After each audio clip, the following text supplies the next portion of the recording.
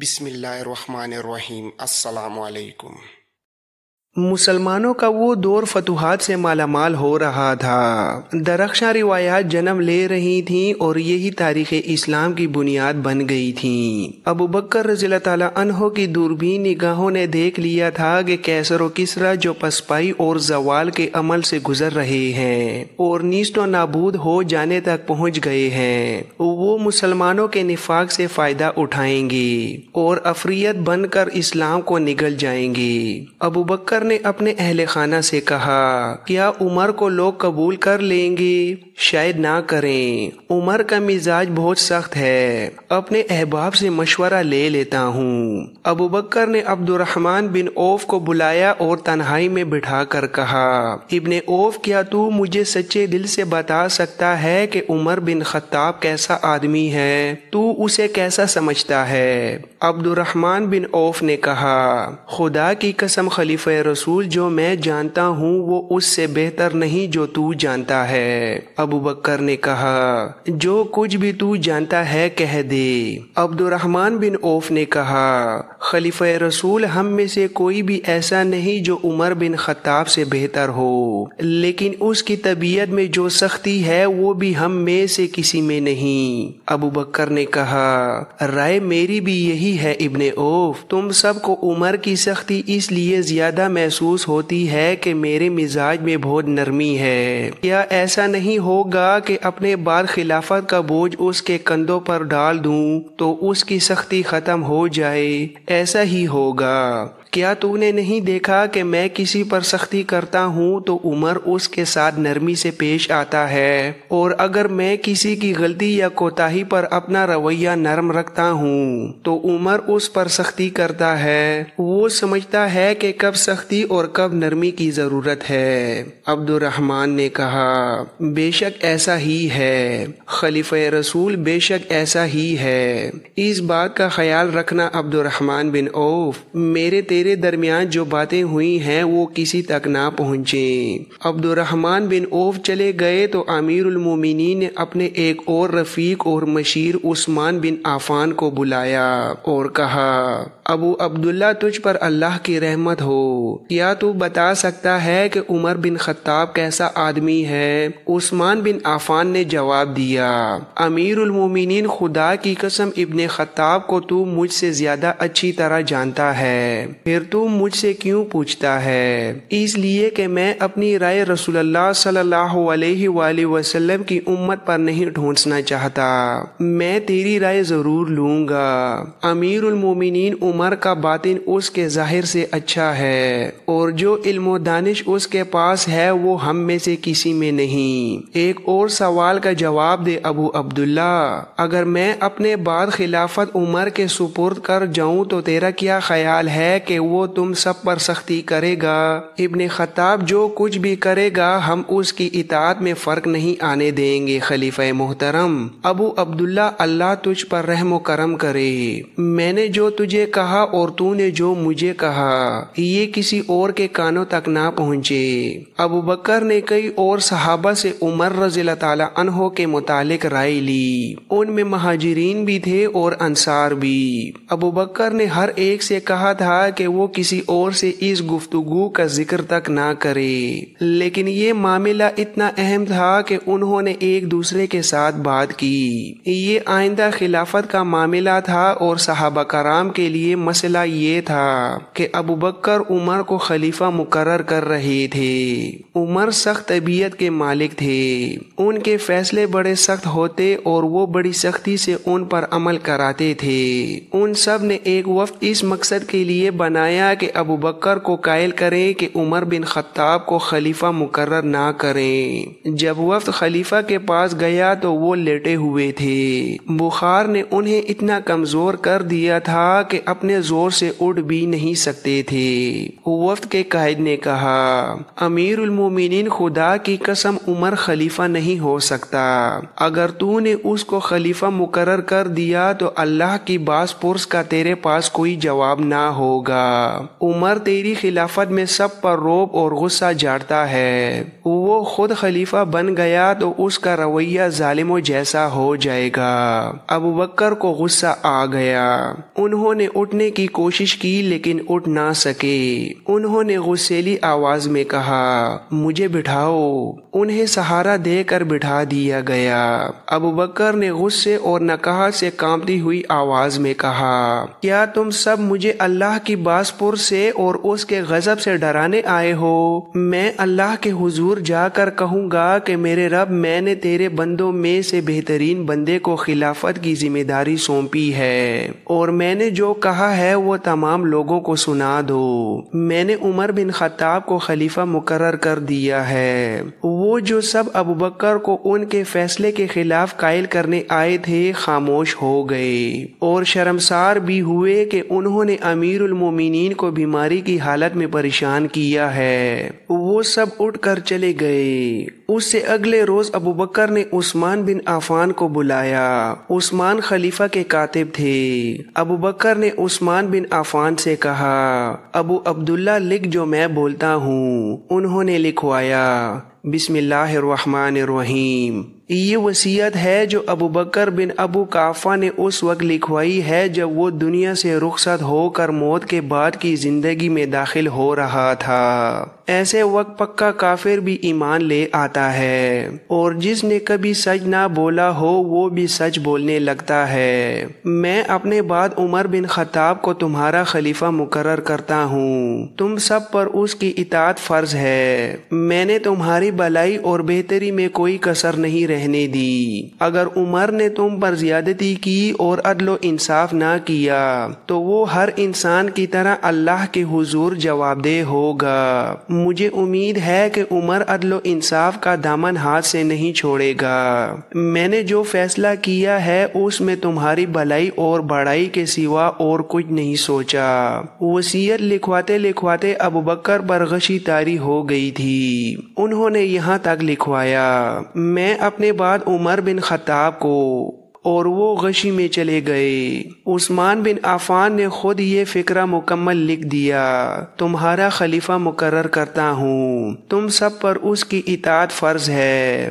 میں نے تمہاری بھلائی اور بہتری میں کوئی کسر نہیں رہنے دی۔ ابو بکر ہوش میں آ گئے اور کہنے لگے، ابو عبداللہ پڑھ جو میں نے لکھوایا ہے۔ عثمان بن عفان نے پڑھ کر سنایا۔ ابو بکر نے کہا، اللہ اکبر، خدا کی قسم تم نے جو سوچ کر لکھا ہے وہ سوچ غلط نہیں تھی۔ تو نے یہ سوچ کر عبارت پوری کر دی کہ میں غشی کی حالت میں ہی دنیا سے رخصت ہو گیا تو نامکمل وصیت خلافت کے لیے جھگڑے کا باعث بن جائے گی۔ عثمان بن عفان نے کہا، بے شک امیر المومنین، میں نے یہی سوچ کر عبارت مکمل کر لی تھی، اللہ تجھے اس کی جزا دے۔ انہوں نے عثمان بن عفان کے الفاظ نہ بدلے اور وصیت مکمل لکھوا دی۔ امیر المومنین نے کہا، مجھے اٹھا کر مسجد کے دروازے تک لے چلو۔ ان کے مکان کا ایک دروازہ مسجد میں کھلتا تھا، وہ دروازہ کھولا گیا۔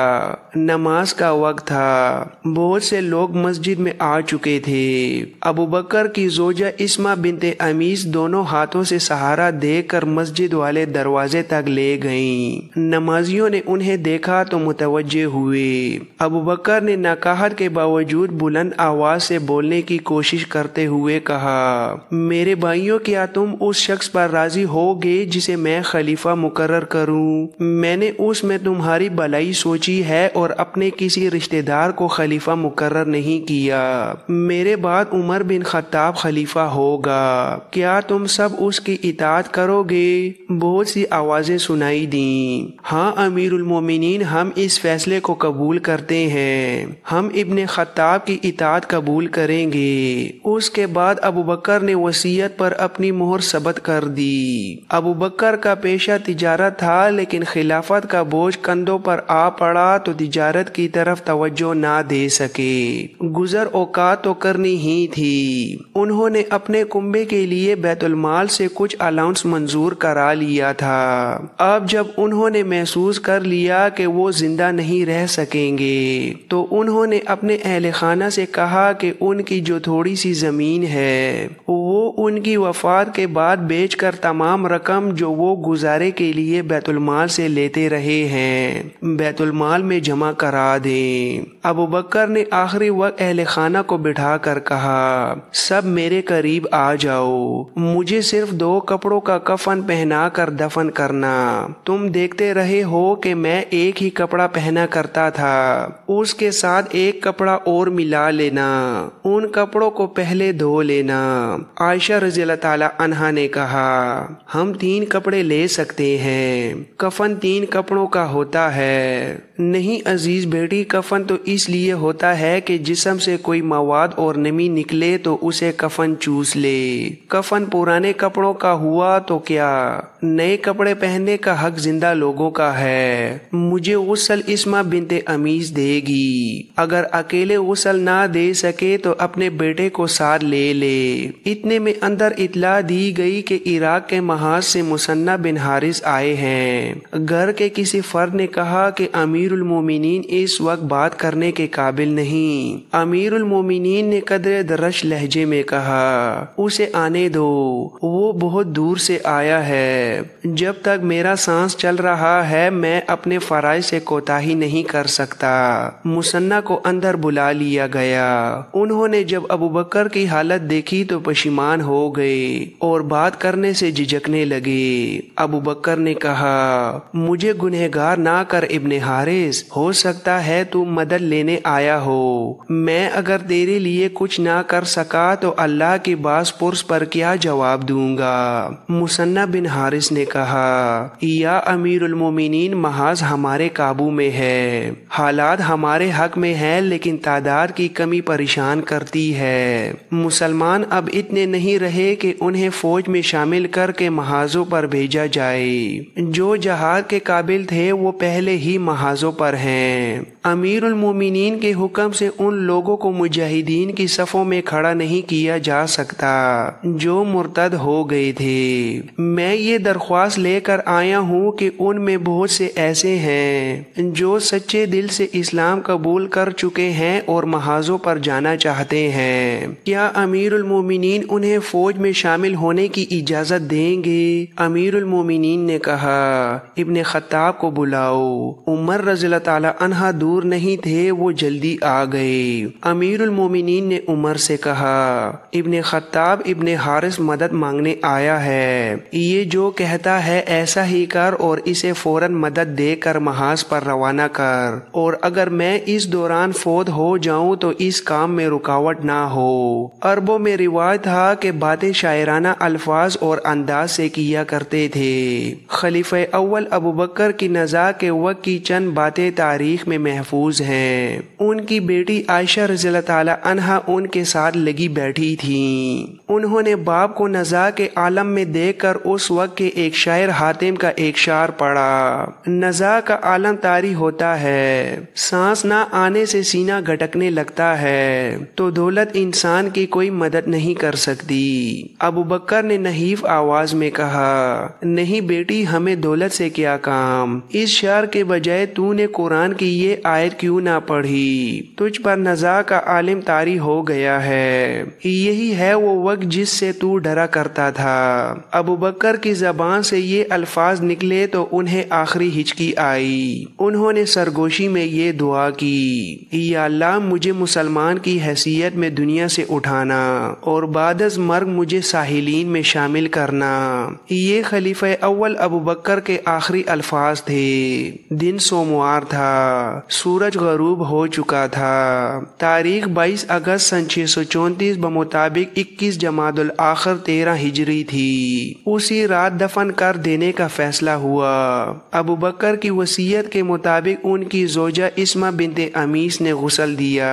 میت پر پانی ان کے بیٹے عبد الرحمن ڈالتے جاتے اور عبد الرحمن کی والدہ غسل دیتی جاتی تھی۔ غسل کے بعد وہ چارپائی لائی گئی جس پر رسول کریم صلی اللہ علیہ وآلہ وسلم کا جسد مبارک قبر تک پہنچایا گیا تھا۔ اس چارپائی پر پر خلیفہ رسول کا جنازہ اٹھا اور مسجد نبوی میں رسول اللہ کے مزار اور منبر کے درمیان رکھا گیا۔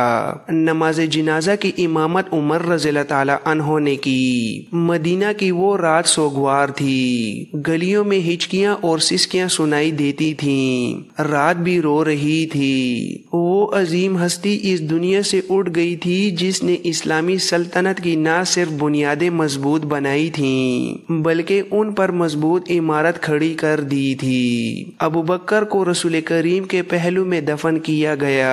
قبر اس طرح کھودی گئی کہ ابو بکر کا سر رسول کریم کے کندھوں کے ساتھ تھا۔ اس طرح رسول کریم اور خلیفہ رسول کی وہ رفاقت جو انہوں نے زندگی میں قائم رکھی تھی وفات کے بعد بھی قائم رہی۔ ابو بکر سب سے پہلے آدمی تھے جنہوں نے اسلام قبول کیا تھا۔ اب خلیفۃ المسلمین عمر فاروق رضی اللہ تعالی عنہ تھے۔ انہوں نے اپنی خلافت کے پہلے روز ہی جو پہلا حکم نامہ جاری کیا وہ خالد رضی اللہ تعالی عنہ کی معزولی کا تھا۔ انہوں نے تحریری حکم نامہ ابو عبیدہ کے نام قاصد کے ہاتھ بھیج دیا۔ خالد اب سالار اعلیٰ نہیں بلکہ نائب بنا دیے گئے تھے۔ اس کا مطلب یہ تھا کہ اب وہ کسی مفتوحہ علاقے کے امیر نہیں بن سکتے تھے۔ مدینہ میں عمر نے اپنی خلافت کے دوسرے دن مسجد نبوی میں نماز کی امامت کی اور خلیفہ کی حیثیت سے پہلا خطبہ دیا۔ انہوں نے سب سے پہلے یہ بات کہی، قوم اس اونٹ کی مانند ہے جو اپنے مالک کے پیچھے پیچھے چلتا ہے، اسے جہاں بٹھا دیا جاتا ہے وہ اسی جگہ بیٹھا اپنے مالک کا انتظار کرتا رہتا ہے۔ رب کعبہ کی قسم میں تمہیں صراط مستقیم پر چلاؤں گا۔ انہوں نے خطبے میں اور بھی بہت کچھ کہا اور آخر میں کہا، میں نے خالد بن ولید کو اس کے عہدے سے معزول کر دیا ہے اور ابو عبیدہ اس فوج کے سالار اعلیٰ اور شام کے مفتوحہ علاقوں کے امیر ہیں۔ مسجد میں جتنے مسلمان موجود تھے ان کے چہروں کے رنگ بدل گئے، بعض کے چہروں پر حیرت اور بعض کے چہروں پر غصہ صاف دکھائی دے رہا تھا۔ وہ سب ایک دوسرے کی طرف دیکھنے لگے۔ خالد کی فتوحات تھوڑی اور معمولی نہیں تھیں۔ ابو بکر ان کی ہر فتح اور ہر کارنامہ مسجد میں بیان کیا کرتے تھے اور یہ خبر تمام تر عرب میں پھیل جاتی تھی۔ خالد کی زیادہ تر فتوحات معجزہ نما تھیں۔ اس طرح خالد سب کے لیے قابل احترام شخصیت بن گئے تھے، مگر عمر نے خلیفہ بنتے ہی خالد کو معزول کر دیا۔ ہر کوئی عمر رضی اللہ تعالی عنہ سے پوچھنا چاہتا تھا کہ خالد نے کیا جرم کیا ہے جس کی اسے اتنی سخت سزا دی گئی ہے۔ ان میں کچھ ایسے بھی تھے جو پوچھے بغیر عمر کے فیصلے کی مخالفت کرنا چاہتے تھے، لیکن کسی میں بھی اتنی جرأت نہیں تھی کہ عمر سے باز پرس کرتا۔ سب جانتے تھے کہ عمر ابو بکر جیسے نرم مزاج نہیں اور ان کی طبیعت میں اتنی درشتی ہے جو بعض اوقات برداشت سے باہر ہو جاتی ہے۔ عمر رضی اللہ تعالی عنہ کا دور اسلام کی پوری تاریخ کا سنہرا دور ہے۔ یہ وہ زمانہ ہے جب مسلمان پوری طرح متحد تھے اور ان کی افواج روم اور ایران کے خلاف فتح پر فتح حاصل کیے جا رہی تھیں۔ بلوچستان سے لے کر مصر تک علاقہ اسی دور میں فتح ہوا۔ صحابہ کرام رضی اللہ عنہم نے ان علاقوں کے عام لوگوں کو کیسر و کسری کی غلامی سے نکال کر انہیں مذہبی اور دنیاوی امور میں آزادی عطا کی اور ایک نیا نظام معاشرت ترتیب دیا۔ اس دور میں صحابہ کرام رضی اللہ عنہم کے درمیان کوئی قابل ذکر اختلافات نہیں ہوئے۔ اس وجہ سے اس دور کے متعلق تاریخی سوالات بھی بہت کم ہیں۔ عمر رضی اللہ تعالی عنہ نے منصب خلافت سنبھالتے ہی پہلا کام یہ کیا کہ خالد کو سپہ سالاری کے عہدے سے معزول کر کے ان کی جگہ ابو عبیدہ کو سپہ سالار مقرر فرمایا۔ رسول اللہ صلی اللہ علیہ وآلہ وسلم نے انہیں اللہ کی تلواروں میں سے ایک تلوار قرار دیا تھا۔ صدیق اکبر رضی اللہ تعالی عنہ کے دور میں انہوں نے عراق کا بیشتر حصہ فتح کر لیا تھا اور اب شام میں اپنی غیر معمولی جنگی حکمت عملی کے جوہر دکھا رہے تھے۔ مسلم تاریخ میں اگر فوجی جرنیلوں کی رینکنگ کی جائے تو بلا شبہ خالد اس میں پہلے نمبر پر ہوں گے۔ تاریخ کے ایک طالب علم کے ذہن میں یہ سوال پیدا ہوتا ہے کہ عمر نے انہیں معزول کیوں کیا جبکہ خالد کی کارکردگی غیر معمولی تھی۔ یہاں یہ واضح کر دینا ضروری ہے کہ عمر نے خالد کو معزول ہرگز نہیں کیا بلکہ انہیں سپہ سالار اعظم کی بجائے سیکنڈ ان کمانڈ بنا دیا۔ اس کی متعدد وجوہات تھیں جن میں سب سے نمایاں یہ تھی کہ خالد جنگوں میں اپنی غیر معمولی شجاعت کی وجہ سے بہت زیادہ خطرات مول لے لیا کرتے تھے۔ آپ فی الحقیقت خطروں میں کود پڑنے والے انسان تھے اور بسا اوقات تھوڑی سی فوج کے ساتھ دشمن پر جھپٹ پڑتے اور اسے شکست دے ڈالتے۔ ابو بکر رضی اللہ تعالی عنہ اپنی احتیاط کے باوجود اس معاملے میں خالد کو ڈھیل دیتے تھے۔ اس کے برعکس عمر کی طبیعت محتاط تھی اور وہ مسلمانوں کو اندھا دھند خطروں میں ڈالنا پسند نہیں فرماتے تھے۔ یہی وجہ ہے کہ عمر رضی اللہ تعالی عنہ نے خالد رضی اللہ تعالی عنہ کو امین الامت ابو عبیدہ رضی اللہ تعالی عنہ کے ماتحت کر دیا تاکہ وہ اپنی غیر معمولی انتظامی صلاحیتوں کے سبب خالد کو ضرورت سے زیادہ خطرات مول لینے سے روکیں اور ان کی جنگی صلاحیتوں کا بھرپور استعمال کریں۔